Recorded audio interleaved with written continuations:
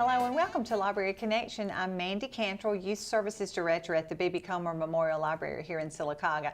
Very excited about my guest today. It's our director, Tracey Thomas, is the director at the library, and we're going to talk about library services, which we could probably take more than a half hour, but probably that's what we're going to do today. So thank you for being here. Thank you. Thank you, Mandy. We just, every once in a while we know that we need to do an update on what's happening at the library and just kind of let people know what we're doing and what's going on. And so we thought this would be a great opportunity. We're sort of in the middle of finishing up our brown bag series, about halfway through, a little more than halfway, and got a couple of new programs that we're going to be starting. So we thought it'd be a great opportunity to just share that with you today.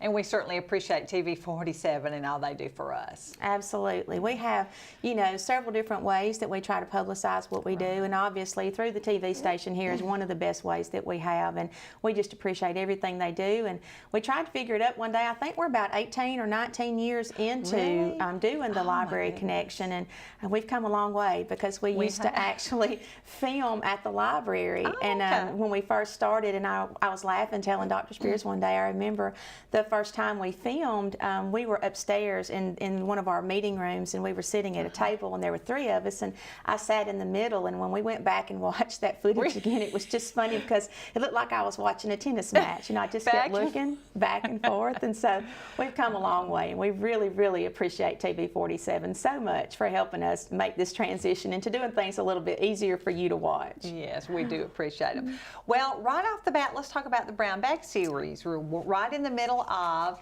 Celebrating Alabama's Storied Past. Yes, and the Celebrating Alabama's Storied Past has a tie-in to the Bicentennial Project that's been going on around the state for the last couple of years, and this, of course, is the third year for that. And we're going to talk about the Bicentennial in just a minute, but what's important for you to know about the Brown Bag and the Bicentennial tie-in is that, we rebranded this Brown Bag program to be part of the Bicentennial celebration because they're focusing on people, places, stories from around the state of Alabama. So we think that our Brown Bag series ties in with that perfectly.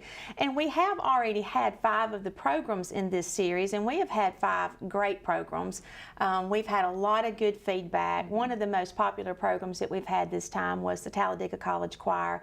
And if you came to that, it was standing room only, and that they just sang their hearts out. And, we talked about the fact that if everybody did everything they did in life with the same amount of joy that the Talladega College Choir sings with, it would be a much better world because they're so full of joy. And that's what they love to do. They love to sing, and they love to entertain people. And so can't say enough good things about Dr. Mitchell and the wonderful program that he runs, and how nice it's been to host them for the last couple of years. You can see a picture there. The choir brought about 55 members of their nearly 100-member group. So I can only imagine what it would be like to hear all 100 at one time. It would be awesome. And they were so nice. They were in and around the library, and just wonderful. I talked to several of them. And what's so interesting about them is the fact that so many of these kids, I call them kids, so many of these young adults that are in this group, they're not from Alabama. And so they're from far off places, Detroit, Chicago, some are from Atlanta.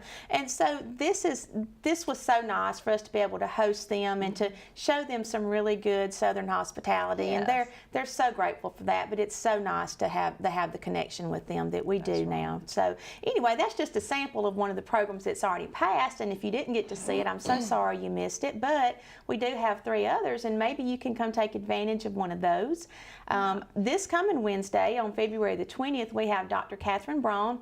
And Dr. Braun has been a friend to this library for many, many years. I can remember in probably 1994, maybe, when I had only been at the library just, a year or so, we were trying to get our brown bag formula perfected. And so, we were trying to decide what time of day do we do it, how do we do this, what works the best. And so we were just kind of experimenting with different things, and we had Dr. Braun come in and do a series for us on on Southeastern Indians, and that was a series that she did 1 week. It was like 4 nights that week, and we did it like 6 o'clock at night to 7 o'clock, and it was absolutely exhausting. It was fantastic, but we realized that that format didn't work as well for people. Right. They wanted to be at home at night. So, so she's been with us for a very long time through experimenting with different times, different formats, and she's a great friend to the library. She's also one of the foremost researchers in the Southeast on the Creek Nation. And so she has just written a book about the old Federal Road, which ran through Alabama and Georgia. And it was supposed to be a pass-through road, but we know that it ended up being not such a good thing. So anyway, she has got her book out, and she's going to talk about the old Federal Road, and she's done interviews with people about the area where the road ran, and she's just done a lot of research and compiled a lot of information about people that actually traveled that road. Okay. So I think it's going to be a great program. She's such a good presenter. I think people that have seen her want to come back just to see her, no matter what the subject is. So I think they'll enjoy seeing her. Now, we did talk about the format. We have found a time that works. Great. We have found a time that works. What works the best that we have found, since we're several years into this, we're 20 plus years into this, we have found that lunchtime works, that people that work that can take a lunch break, that works really well for them. So we have a refreshment room. It's called Brown Bag because we encourage you to bring a sandwich, bring your sandwich in a brown bag, and drinks and desserts are on the library. So we have a great group of volunteers that works with that and helps supply things. And of course, we have a great partner in Hickory Street, Coosa Valley Medical Center's Hickory Street Cafe. They do help supply some of the refreshments each week, and people just love to come and visit from 11 to 12, and they eat a little bit, and then they move into the auditorium for the program at 12, and the program is from 12 to 1.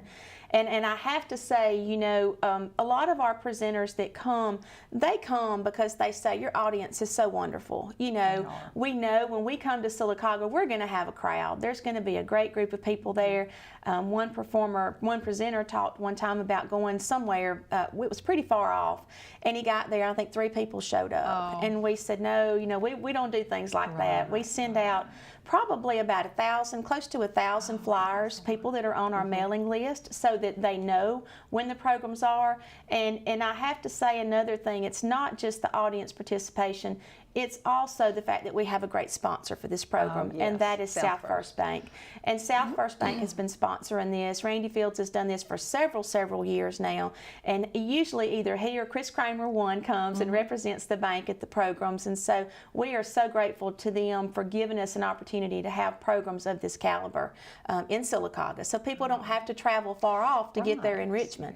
Well, we just have a wonderful community. I know I could go on about summer, but I won't summertime. But anyway, we're going to pause for a commercial break, and we'll come right back and talk some more with Tracey. Hot under the collar because your basement is full of water? Call a local company you can trust. Ox Foundation Solutions. We use the most advanced water management system to stop water from invading your basement for good. Things feeling a little uneven at home?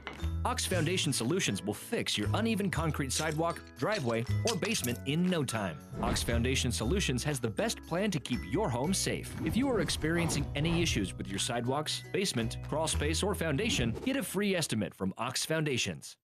Tax time is here again. Dreading the time and stress of filing your taxes this year?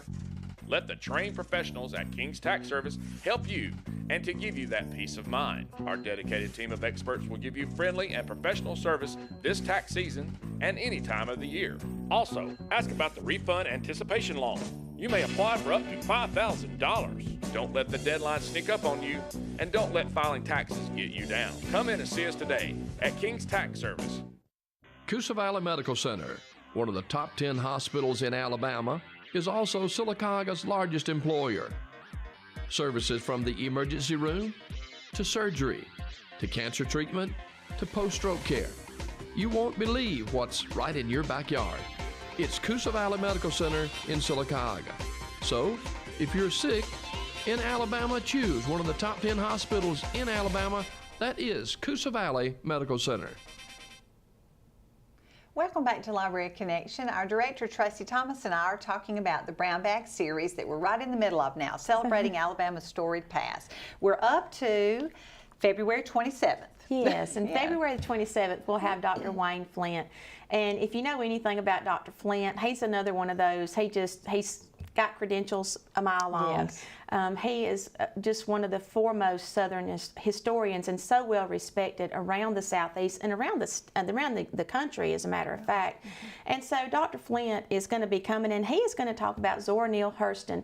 And he did some research, and he wrote a paper that was published and talked about how, Zora Neale Hurston was from Alabama, and she was one of the best, greatest authors from Alabama, but she was probably the least known in her home state.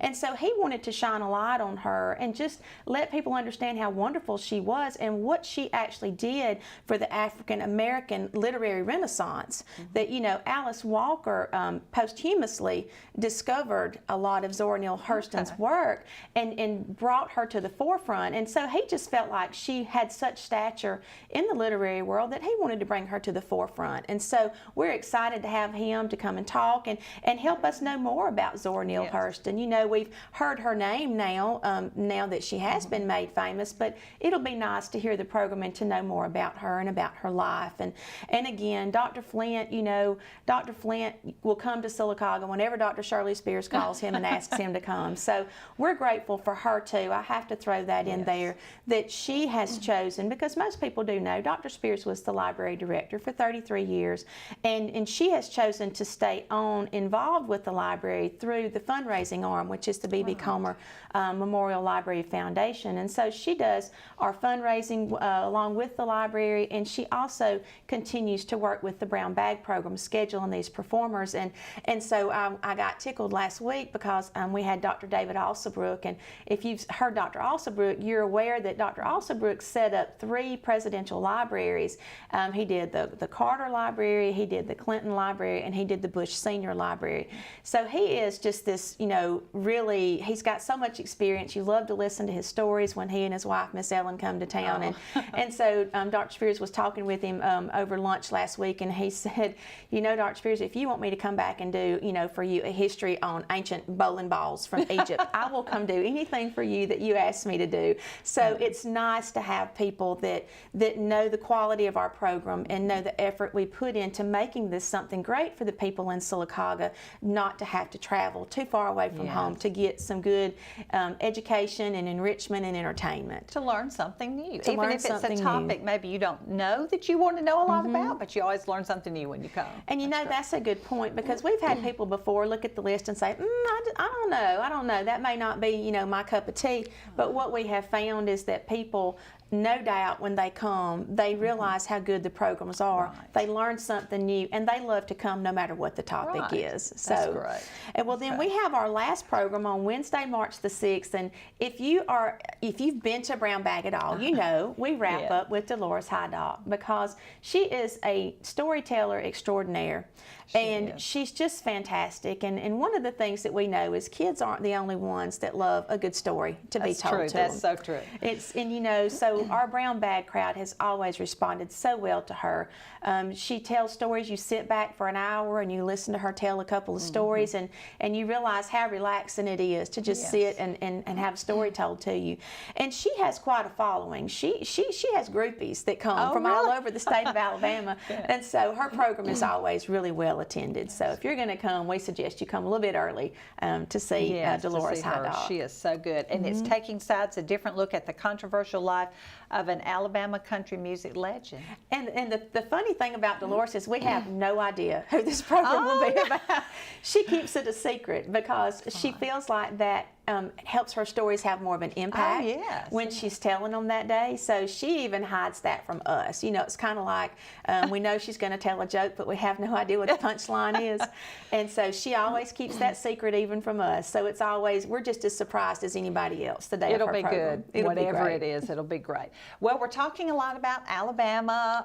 That leads me to the Bicentennial Project. We have a Bicentennial Project at the library. Absolutely. The Alabama Bicentennial Project was set up to celebrate Alabama's 200th birthday, which actually happens in December of this year, 2019. And so what the committee looked to do was to celebrate for 3 years. So we say to the kids, who else has a 3-year-long birthday? But the state of Alabama is. That's a dream.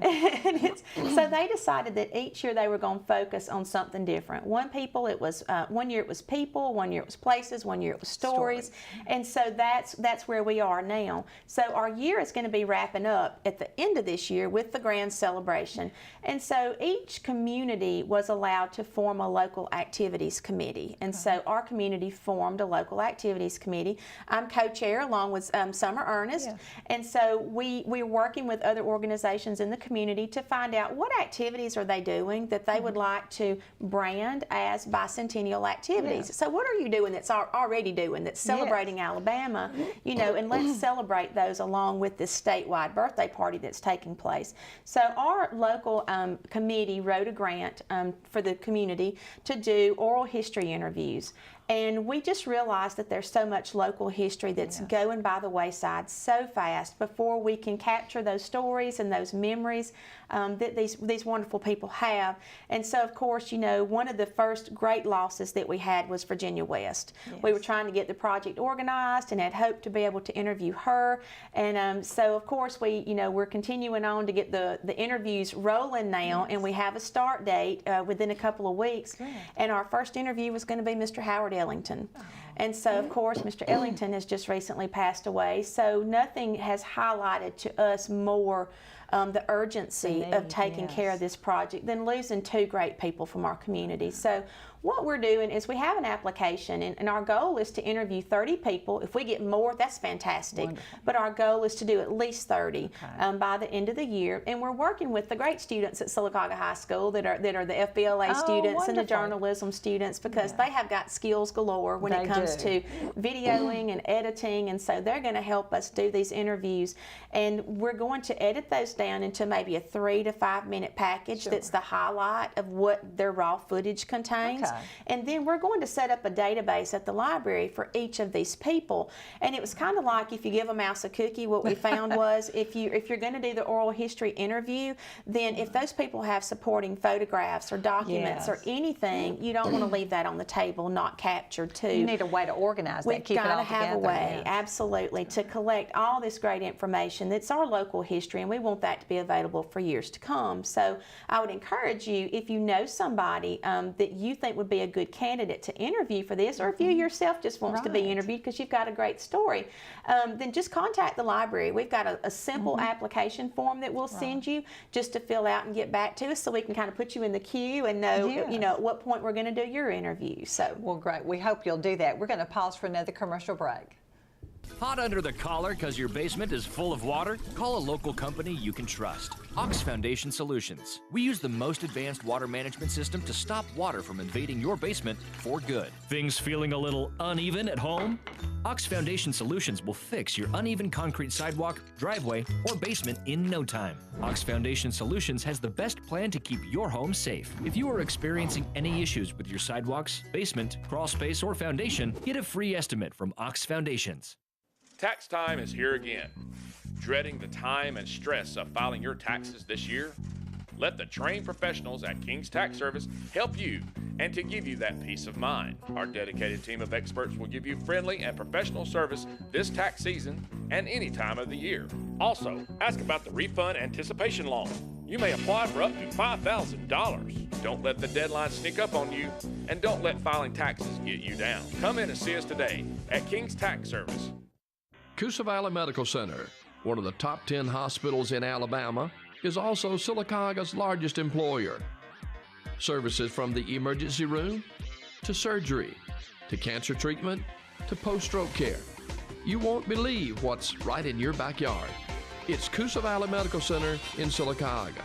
So, if you're sick in Alabama, choose one of the top 10 hospitals in Alabama. That is Coosa Valley Medical Center. Welcome back to Library Connection. I'm talking with our library director, Tracey Thomas. We've talked about Brown Bag and the Bicentennial Project. Now let's talk about just some of the other things. I want a little bit of time to tell us something. I'm kidding about that, but something I'm very excited about. I wanted to make sure we had time to talk about it. This is Exceptional Friends Story Time, which is coming up February 23rd from 10 to 11 a.m. This is for anyone ages 2 to 8, but it's specifically designed for children children who are on the autism spectrum, maybe who have sensory issues or who have trouble sitting still. Yes. I've watched lots of videos and read a lot and talked to people about how to do that. We're going to have just some special activities. Still have books and songs and movement, all that fun, all those fun things. But I'm really excited about that. So I hope you will call the library and find out more about it and tell us you're coming. That'd be great. Well, and to add to that too, Mandy, you've done a whole lot more than just the standard research. We actually took a field trip to Auburn one day to see their early yes. childhood education program, and because I wanted to make sure we were going to do it right. You know, we didn't want to jump into something that we didn't feel like we could execute the way that it deserves to be executed. So we went, and that was such a helpful day to go see what people that have been doing this every day, how they do it. So we feel like we're ready to start this. And you know, I've been a parent to a special needs child before, and for 5 years, and I just know how hard life can be sometimes when you feel like there's nowhere that your child feels accepted or nothing is really geared toward them. It's specifically for them. And so this is something that Mandy and I have talked about for quite some time since I came back to the library. And we had hoped there would be an opportunity to launch this. And so now it's here. And I want to add that we got a grant from Honda to help with this. And so we really do appreciate Honda for being willing and believing in what we wanted to do. So it allowed us to buy some great resources. Yes. Lots of books, flannel board stories, Yes. the little squishy balls, stress balls. They're excellent. It's The so sensory fun. items Sensory that items. It's so we much fun. need. And this is for the children and their families. We'd love moms and dads, siblings to come in. I think it's Absolutely. going to be a fun time. Absolutely. We're excited about this, and we hope that, you know, if you're interested, just call the library and ask to speak to Mandy and Sure. talk to Mandy about it. But it's coming up pretty quick, and we hope that we'll have a good turnout for that. And this is the first one, and we hope to have one maybe once a month. We're just going to look and see how, talk with the parents and see what works with them. But I'm excited. And we're going to do it on Saturday. Yes. Because we know that if a parent has got a child that has some special need and they have other children, sometimes it's hard during the week if you've got to get kids to school or you've got things to do. That Saturday's Right. kind of a laid back day that we thought it'd be great. It'd be a day a family could just focus on that child and having fun with them. I And think it'll be a great time for the entire family. thanks So- for the work you've put into it. Oh, it's been fun. I've enjoyed it. Now, we also have computer classes for adults as far as other things at the library going on. There they are, adult computer classes. They are on Saturdays, I believe now they Yes. are, and you have to call ahead to get a time. Yes. But these are great just to learn the basic computer skills. Well, we realize that a lot of people, so much of the online environment has shifted to Chrome and you know, to Google. A lot of people use their Google Gmail for things, and you know, their Google Docs and their Google Drive. And so about 3 years ago, I guess, when I came back to the library, close to 3 years ago, we decided that we wanted to start offering that specifically in computer class. The library was already offering a computer class, but we decided we wanted to kind of shift the focus and start talking about Google and free resources that people could use online. sure, yeah. And so we have a class, we can do 10 people at a time because that's what our computer center will hold. And so we're doing these on 2 Saturday mornings a month. And like you mentioned, there is a waiting list. And so we encourage you, if you're interested in this class, just call the library and ask to get on our list. And that kind of lets us know how to schedule. Right. So we already have a class for through June. But what we're looking at is if we have enough demand, we might could add another class in there somewhere. Okay. So it's just based on demand. So if you're interested in this, just give the library a call. And another thing that we've been looking at is doing some on-demand computer service. Okay. If you've been to the library, you know that if you walk in, you have a question, we're going to drop what we're doing and we're Right. going to come help you.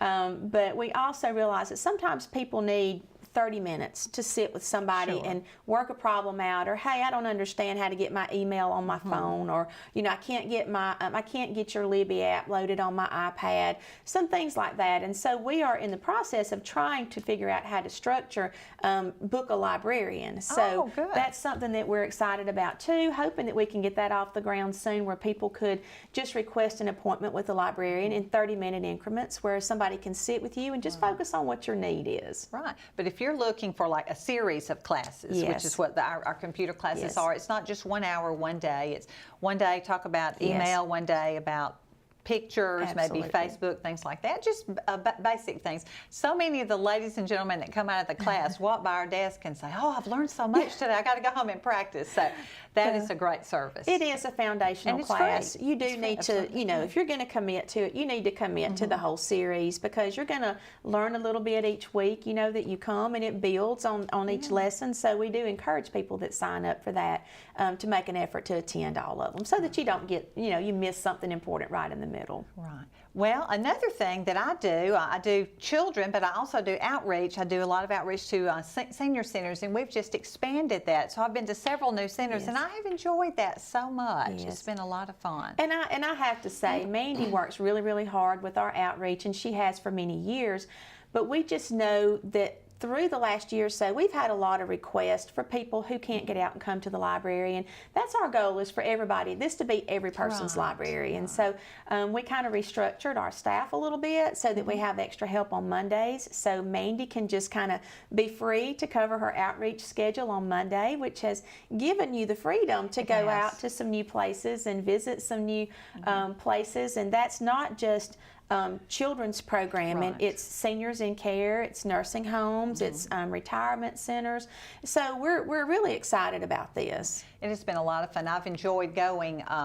Marilyn at work scans the books for me. Thank you, Marilyn. I appreciate that. Which means we take we copy the pages of the book, so I can put them up on the TV or on the big screen, and I can share a book about history or just a fun story. I've learned so much with those, and they seem to enjoy it. So we're going to just keep doing that. We've got plenty of books. There again, adults really do love a story. So. I do. So, and one more thing, Mandy, that I'd like to mention is something else that's new to the library. Is we have started a newsletter that we're mailing out. We have an e-newsletter that we're sending out twice a month, but we do have a print newsletter now that we are sending out, because we have people that say, I'm not on Facebook, I'm not on Instagram, I don't get the newspaper. How can I find out what you're doing? And so we are sending a newsletter out now too, to try to keep people informed about what we're doing. So if you don't get that and you'd like to be on our mailing list, please just give us a call at the library. We'll be glad to add you to that list. Sarah does a wonderful job with the newsletter. Sarah It's absolutely does very a wonderful job. informative. A lot of the things we have discussed here are in the newsletter. Absolutely. You can find it on Facebook. I'd encourage you to like our Facebook page. Keeps you up to date on what's going on. Yes. I say that I'm getting ready for summer. So we want everybody to know what's going on at the library. So we've got about a minute left. Anything we need to hit on? One of the things that I would like to mention is, we have started doing the newsletter, but we have such a great media pool here in this town that has been such a good friend to the library. And, we try to get information out to people about what we're doing in as many avenues as we can. Of course, we utilize this fantastic TV station here with the Library Connection program. We utilize local newspapers, we utilize radio, we do social media, Facebook and Instagram, as you mentioned. And so, we hope that we're reaching you. And if you have a suggestion for some way that maybe we're not covering our bases, please let us know, because that is our goal, is to make sure that the library gets out to everybody in this community. That's what we want. We appreciate all the support we get from the community, and we want you to know what's going on. Well, the next thing coming up is Brown Bag, so we want to be sure you come to that. 11 o'clock for refreshments, and 12 o'clock is the program. And hope you'll join us at Brown Bag and join us at the library. And thank you, Tracey, for being here this morning. Thank you. Thank you so much to everybody that supports our library. We really do appreciate it. Thank you.